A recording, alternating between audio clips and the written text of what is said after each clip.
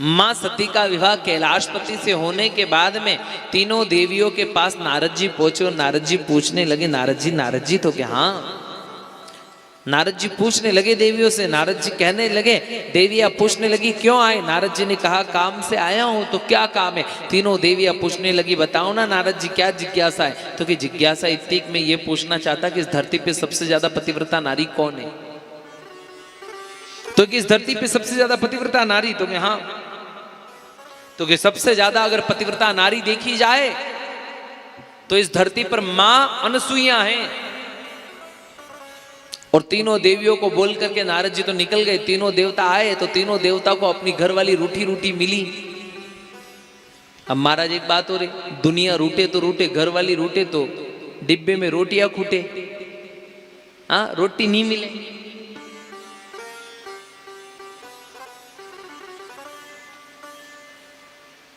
रोटी नहीं मिले महाराज, घर वाली रूठ जाए तो कोई दे नहीं। हाँ, एक बात और भी है, घर वाला घर वाली से लड़ाई झगड़े तो करता है लेकिन रोटी खा लेता है चुपचाप जाके। खा लेते ना, लड़ाई झगड़े हो जाए उसके बाद भी चुपचाप रोटी तो खा लेते हो। जब लड़ाई झगड़े फिर उसके हाथ की रोटी क्यों खाई?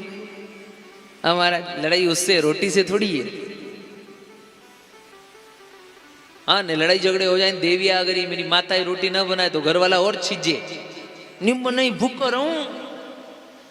अब महाराज अच्छा एक बात बताओ, कौन कौन झगड़ते थे कि हाथ खड़ा करो? नहीं झगड़ते? पक्का सही में बिल्कुल नहीं लड़ते? इतना सा भी नहीं? इतना सा भी?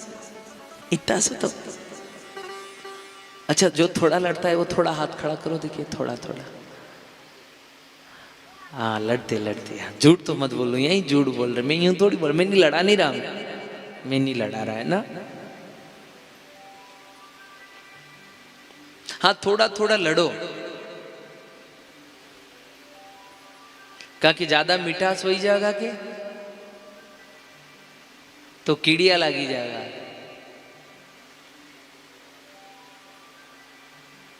हाँ कृपानाथ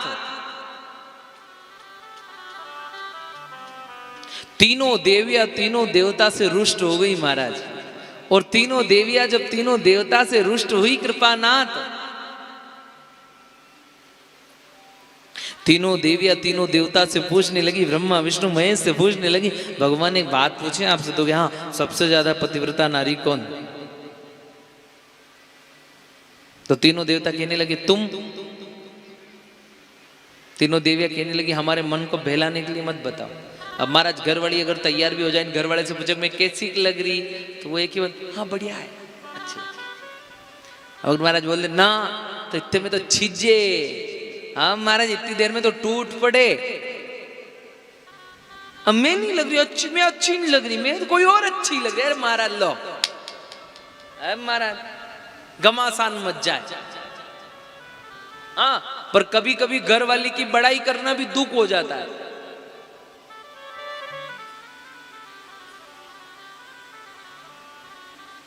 एक बार क्या कि दोनों पति पत्नी के बीच बहुत ज्यादा झगड़े होते और बहुत ज्यादा अति हो जाती। कभी कभी तो इतना गुस्सा आता उस पति को, पता नहीं ब्याह ही क्यों किया, इतना झगड़ा, बहुत ज्यादा झगड़ा होता महाराज। एक दिन उसका पति उसके दोस्त के वहां भोजन के लिए गया, और भोजन के लिए गया तो उसके दोस्त के वहां भोजन करने बैठा ना, तो उसके दोस्त और उसके दोस्त की घर वाली के बीच में बहुत ज्यादा प्रेम देखा उसने, बहुत ज्यादा। तो उसने उसके दोस्त से पूछा क्यों रे? तो क्या हाँ, ऐसी कौन सी जड़ी खिलाई तेरी घर वाली को जो इतनी खुश रहती तेरे से, इतना प्रेम, इतनी खुश रहती? वो बोले एक तो पागल है, जड़ी नहीं खिलाई तो कि फिर तो कि बस समय समय पे ऊंचा चढ़ाता हूं। ऊंचा कैसे? तो बस अब जैसे अभी देख, अभी आएगी देख भोजन परोसने, भोजन परोसा उसने, ने एक निवाला लिया ने मुंह में रखा। अब वो दाल चाहे खारी बनी पर फिर भी अरे वाह क्या दाल बनी यार, आज गजब की, ऐसी तो आज तक नहीं खाई। तेरे हाथ की दाल में जो आनंद है ना वो कहीं नहीं है। इतने में घर वाली फूली फूली, मैं चावल भी बनाए लाऊंगा महाराज, फूली फूली को मैंने चावल भी बनाया गरम। एक रुकना रुकना थोड़ी देर, ठंडी रोटी ठंडी मत खाना, मैं घी लगा के लेके आती हूँ महाराज। अब वो घी लगाने के लिए रोटी लेने के लिए गई, इतने में उसके दोस्त उसका देख देख ये ऐसे, ये देख देख ऐसे, अब तेरे को भी करना है तो तू भी ऐसे ही क्या कर। उसने कहा हाँ यार मैंने तो कभी घर वाली को यूं नहीं कहा तूने सब्जी अच्छी बनाई कि रोटी अच्छी बनाई, कभी नहीं कहा। हाँ अब वो फिर घूम के रोटी में घी लगा के आई तो उस दिन वो देख रहा, भाई आज साड़ी बहुत अच्छी पहनी, अच्छी अच्छी साड़ी लग रही है ये। ओ महाराज वो तो और फूली फूली और ज्यादा, रुको रुको थोड़ी देर रुकना, हाथ मत धोना, बाद में भोजन के बाद थोड़ा मीठा भी लाती हूँ आपके लिए। वो बोले हाँ ला ला।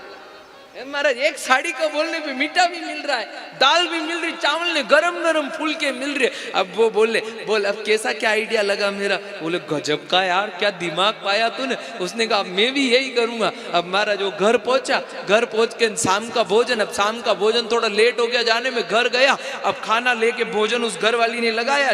बेचारे के घर में पहले ही कलेश चलता था तो भोजन लगाया। उसने कहा चला तू भी आ खा ले, साथ में ही बैठ के खा ले। तो वो बैठ गई। अब एक निवाला लिया ने, एक निवाला मुंह में सब्जी का लिया ने, उसने कहा वाह यार गजब की सब्जी बनाई यार, आज की सब्जी का स्वाद तो ऐसा है कि जीवन में कभी नहीं देखा। इतने में तो घर वाली बहुत छीजी और लड़ने लगी, अच्छा रोज मैं बना रही तो कभी बड़ाई नहीं करी ना, आज होटल से क्या मंगा ली, बड़ाई कर रहे मेरी है। जो छीजी उसने कहा ये तो उल्टा पड़ गया। और महाराज रोटियां छोड़ के भागना पड़ा महाराज उसको। उसने कहा ये उपाय जिसके जिसके ही लगते, अपने नहीं लगते। कृपानाथ ये जीवन है साहब, यहाँ आपका किया किसी को पसंद आए या ना आए, ये दुनिया बहुत मतलबी है साहब। यहाँ आप किसी को अपने लिए पानी मंगाते हो ना तो पहले वो खुद भी हाथ जोड़कर कहने लगी हमें बताओ हमसे ज्यादा पतिव्रता नारी कौन है। तो कि अनुसुईया, तीनों देवियां अड़ गई, उसका पतिव्रत धर्म तोड़ना पड़ेगा। देवता ने कहा किसी का धर्म तोड़ना अच्छी बात नहीं है, तो कि हम नहीं जानते, आपको उनका धर्म तोड़ना पड़ेगा। अब तीनों देवियां से हताश होकर के तीनों देवता अपना भेष बदल करके साधु का भेष बना करके अनसुईया के द्वार पर पहुंच गई कृपा निधान, और द्वार बजाया। अनसुईया माँ भिक्षाम देही। अनसुईया स्नान कर रही थी। अनसुईया कहने लगी रुको रुको मैं स्नान कर रही हूँ, स्नान करने के पश्चात भिक्षा दूंगी। तब तीनों देवता कहने लगे नहीं, जिस स्थिति में खड़ी हो उसी स्थिति में भिक्षा दो, नहीं तो हम जा रहे हैं। माँ अनसुईया कहती है एक तरफ पतिव्रत धर्म, अगर मैं इस परिस्थिति में उनके सामने चली जाऊं तो पतिव्रत धर्म टूट जाएगा, और एक तरफ धर्म जहाँ पर मेरे द्वार पर आए हुए भिक्षुक खाली चले जाए तो मेरा धर्म टूट जाएगा। अनसुईया ने सोचा इतनी जिद करने वाले कोई साधारण नहीं हो सकते हैं। आंख बंद करके देखा तो जो द्वार पर खड़े ना उनके दर्शन अंतःकरण में हुए ना, तो समझ गई कि ये साधारण नहीं है, ये तो तीनों लोकों के देवता मेरे द्वार पर खड़े हैं। हाथ में जल लिया और कहा कि जीवन पर्यंत नारायण मैंने पतिव्रत धर्म का पालन किया हो, है सदाशिव जीवन पर्यंत मैंने पतिव्रत धर्म का पालन क्या हो, हे ब्रह्मा मैंने जीवन पर्यंत पतिव्रत धर्म का पालन किया हो, तो द्वार पर खड़े ये तीनों देवता नन्हे नन्हे बालक बन जाए। और जैसे ही जल छोड़ा तीनों देवता बालक बन गए। कृपानाथ तीनों देवता बालक बन गए।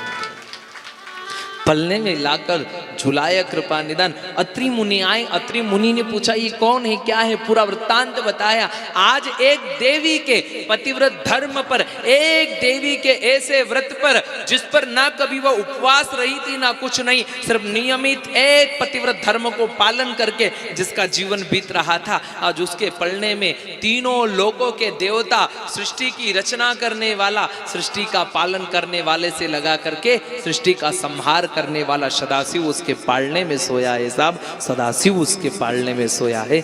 आज कृपा निदान तीनों देवियां नारद जी के कहने पे अनसुईया के वहां पहुंचती है, माँ कहकर पुकारती है। माँ ने कहा क्या चाहिए बेटी, कभी खाली हाथ नहीं जाती है माँ के यहाँ से। तीनों देवियां अपने अपने पति को मांगने लगी। माँ अनसुईया ने कहा पालने में सोए है, जाओ ले लो। तीनों देवियां भक्ति है ना, और पलने के पास देखती है तो तीनों देवता एक समान लग रहे हैं। अनसुईया की ये स्तुति देख करके कि तीनों देवताओं को एक समान बना दिया, एक कैसी पतिव्रता नारी है, ये देख करके तीनों देवियां संकोच में पड़ गई।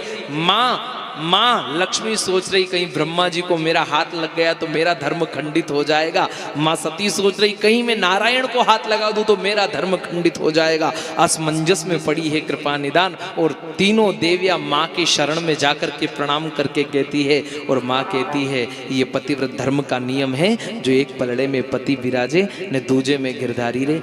आंख खोल कर देख मेरी बेटा किसका पलड़ा भारी है, आंख खोल कर देख मेरी बेटा ये तेरा पलड़ा भारी है जो तुम्हारे तीनों देवताओं को छुड़ा के ले जाओ, या एक पतिव्रता नारी का पलड़ा भारी है। ये आंख खोल कर देख, तीनों देवी आंख खोल कर देख।